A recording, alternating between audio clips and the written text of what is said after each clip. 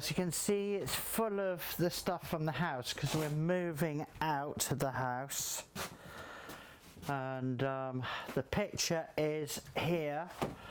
It was done 16 years ago, and I photographed lots of broccoli, and then I cut them out, and I painted the background first, and then I layered it with really old-fashioned newspaper from 100 years ago. So this newspaper behind is like a backdrop. Then I painted in the big silver moon, and with all my cuttings that I've amassed over quite a few years, I started to collage this one here. I very rarely work on one picture, but I worked on this one, the first one I worked on all by itself, and it became the Broccoli Jungle. And it's a little bit, I've been influenced by Monty Python, Salvador Dali and Hieronymus Bosch. Monty Python was really humorous, so I've added two monkeys on the rock getting drunk, and a giraffe going into a telephone box. And if you look more, you'll see more little things poking out, like the dinosaur. This is full of broccolis, and broccoli is a very good vegetable to eat as well, but it also looks like a tree, which is why I've used it in several places in what I've called the Broccoli Jungle. It's one of my fastest selling prints now, the Broccoli Jungle.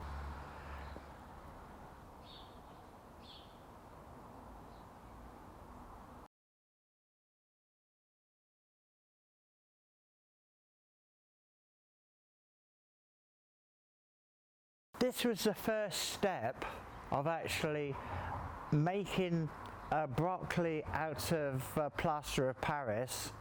And not only did I make the plaster of Paris molds and put them all over London and Brick Lane, but then I actually put the broccoli as a piece of artwork in a frame, and those started selling all over the world as well.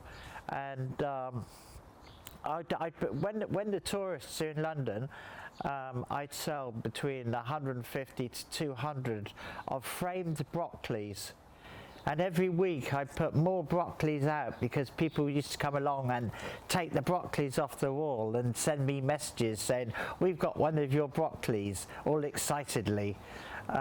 So I always go around London and Brick Lane. I've changed the name from Brick Lane to Broccoli Lane because when I opened my second gallery in Brick Lane, I called it Broccoli Lane Gallery.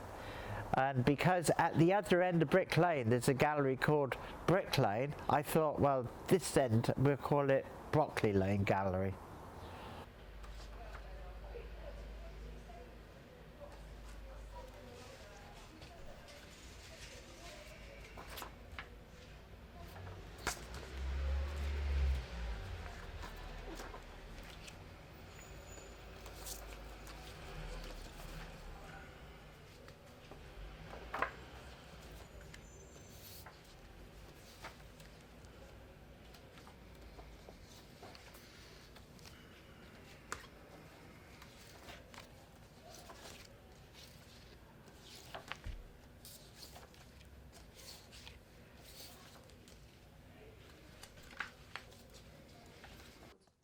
My childhood was very bad.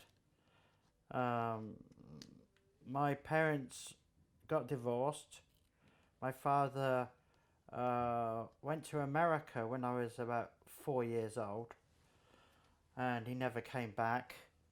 My mother went into hospital because she couldn't deal with the separation.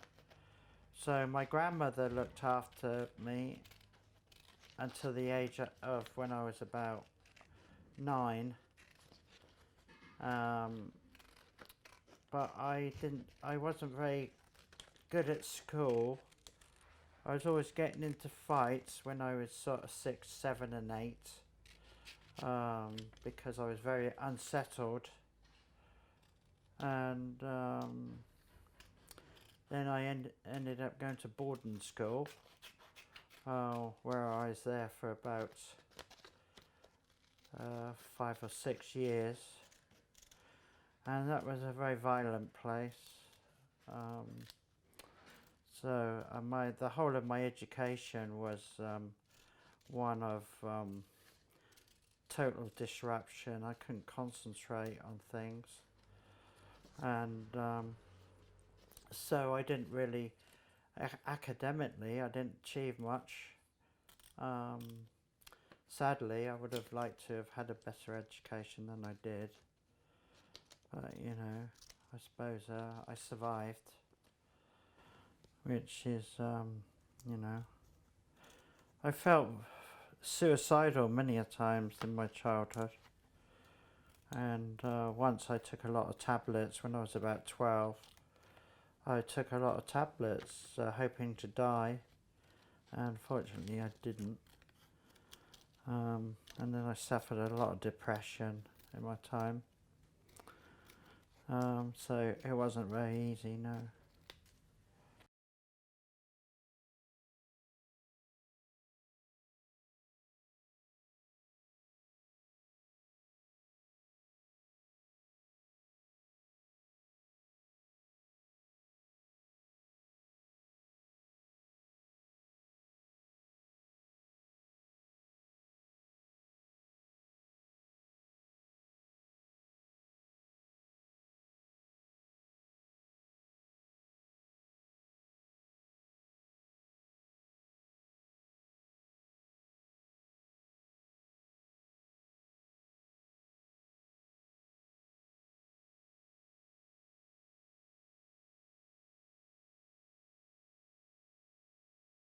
'15th century, a medieval time period, 1503 I think it was created, just coming into the 16th century.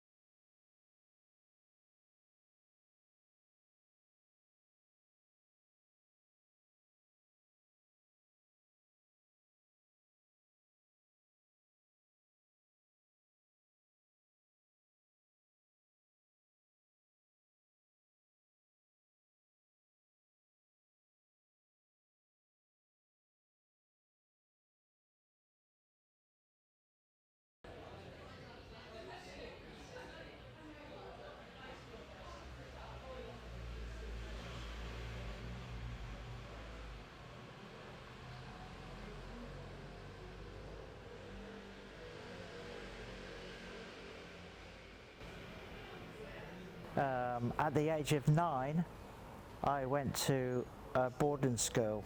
It was a horrible boarding school. I was beaten by the masters. I was sexually abused by the masters. And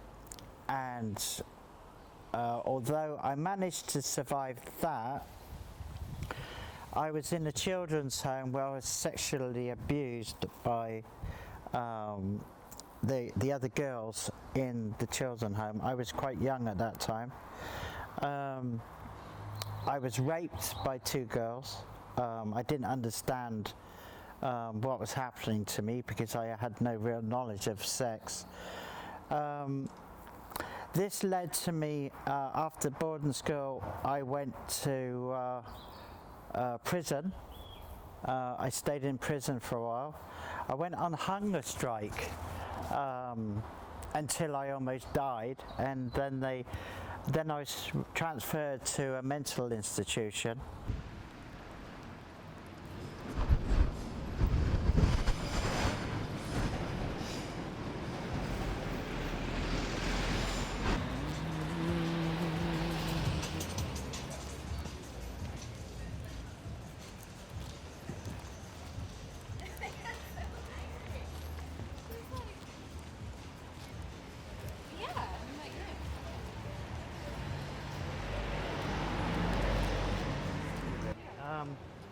Banksy does stuff like this, but obviously that's not Banksy at the moment. There are huge amounts of artwork around that I enjoy looking at, yeah.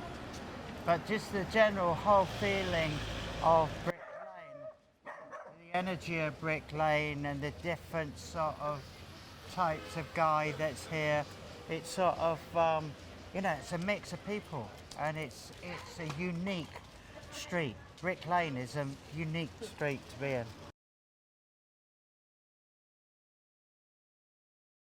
This is how I do my artwork. I work in the subconscious. So I work in like a dreamlike state, and when I'm working in the dreamlike state, I can be there for hours and hours and hours, and it's like a meditation. And when I'm creating deep in the meditational energy field, which means I can sort of let go of everything in the conscious mind. Even pain seems to go away when I'm in the subconscious mind, and when I'm creating artwork, all my pain seems to go away, and I could be in that state for hours and hours just creating artwork. And when I'm there, it's like I'm not actually doing the artwork. It's almost like the energy of the universe is doing it, and I'm just used as a vessel to create the work. And I can be there for hours and hours and hours. And when I come out of that zone, back into the conscious mind, and I look at my own work and I think, Christ, who did this? Because you don't see, where I work on up to 20 pictures at the same time, you don't see the big picture of any of them. So it just happens automatically. So it's automatic creativity, which I go through. And this is what all my artwork is about. I mean, when I'm creating the work, I go to a place where I was carefree, and when I'm working, it's like I'm a 7-year-old kid again in a swinging park. Carefree days of just going from a slide to a swing, then a roundabout, enjoying the summer sun with nothing to worry about, and that's where I am. And then I come out of that zone, I have to come back to reality. How do you feel when you do the different college at the same time? Well, how do I feel? Differently to when I'm working on 10 or 20, because I work a lot faster when I'm working on 10 or 20, because there's more pictures in a row. And you know, when there's more pictures in a row, I've only got 2 here, so it's a bit slower. But the thing is, with collage, I have to keep going back, checking all of these so that they're properly pressed out. So you know, you've got to get the bubbles out, you've got to get the creases, as many of the creases out as you can. So it's about going back to them and ensuring that they're not going to come unstuck. And then on this occasion, I haven't got enough pieces that I can just pick up and throw into it. So I'm having to cut some more. So are you in subconscious world now? Yeah. At the age of 18, I was confined in a mental institution. I was eventually let out at the age of 21. And the horrors of the mental institution was quite evil. There's a lot of nasty things that happened. Patients used to slit their wrists in front of me and blood just went everywhere. Nurses used to beat patients and all things like this. then I was eventually let out into the wide world, where I managed to keep down a job for a long time. I met several girls that I had a good relationship with, but because of my past relationships, it actually wasn't good relationships physically. The love wasn't particularly good because I never learned how to love. And all these things that I'd went through then I found a girl and I had a child with, and I was a chef for 20 years. And then I managed to buy a home. I supported my partner and my children, and I felt as if I'd actually made it. I'd actually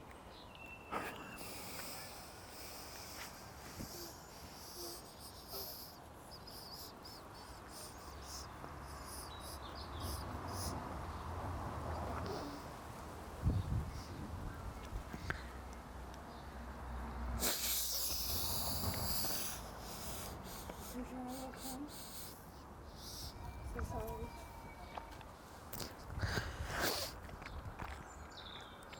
But yeah, there's been challenges in life which have been hard, all of which could have ended my life at any time. But I managed to survive. And there's a lot of things that, you know, happen to all of us in life, and we just have to be strong, believe that things will change and things will get better. And I assure you, don't take your life. Don't go to that place where you feel that life is finished, because life isn't finished. And you do, through what you've learnt, through the depth of the darkest moments of your life, you do eventually come through, and success becomes a big thing, and anyone can find success. After coming through the darkness, you will find success. And believe in yourself, love yourself, trust that one day things will be great. And things are great. And so I'm glad I didn't take my own life, because I've learnt so much more, I've gained so much more. All of these things I would never have enjoyed if I've taken my own life. So I'm glad that I'm here today, enjoying all the things that I'm enjoying today. I'm sharing artwork, I'm sharing experiences with everyone. And all I can say to everyone out there, whenever you feel down, there is light at the end of the tunnel, and you will feel better and better as life goes on. Whew. It's a really emotional story. Thank you. It is, yeah.